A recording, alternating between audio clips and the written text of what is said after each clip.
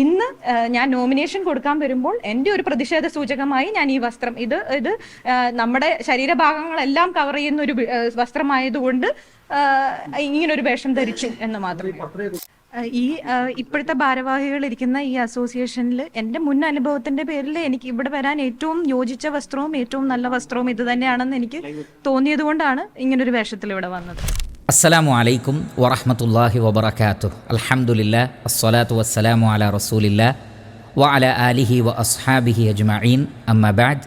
പ്രിയ സുഹൃത്തുക്കളെ, സത്യാന്വേഷികളായ സഹോദരങ്ങളെ, Kerala film producers അസോസിയേഷൻ്റെ പ്രസിഡന്റ് സ്ഥാനത്തേക്ക് നോമിനേഷൻ നൽകാൻ വേണ്ടി എത്തിയ നിർമ്മാതാവും നടിയുമായ സാന്ദ്ര തോമസ് പർദ്ദ ധരിച്ചുകൊണ്ടാണ് വന്നത്.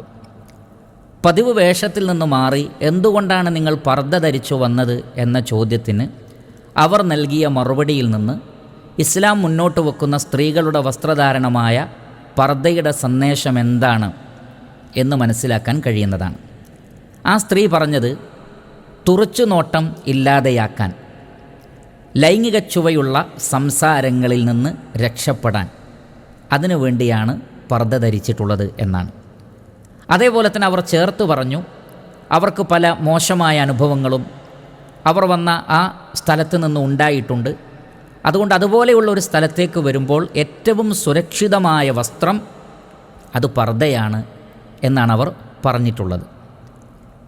ഈ ഒരു സംസാരത്തിൽ നിന്ന് തന്നെ ഇസ്ലാം മുന്നോട്ട് വെക്കുന്ന സ്ത്രീകൾക്കുള്ള പർദ്ദ എന്ന വസ്ത്രധാരണത്തിൻ്റെ പ്രാധാന്യവും എന്തുകൊണ്ടാണ് ഇസ്ലാം അത് ശക്തമായ നിലക്ക് പ്രോത്സാഹിപ്പിക്കുന്നത് എന്നതിൻ്റെ കാരണവും നമുക്ക് മനസ്സിലാക്കാൻ കഴിയുന്നതാണ്.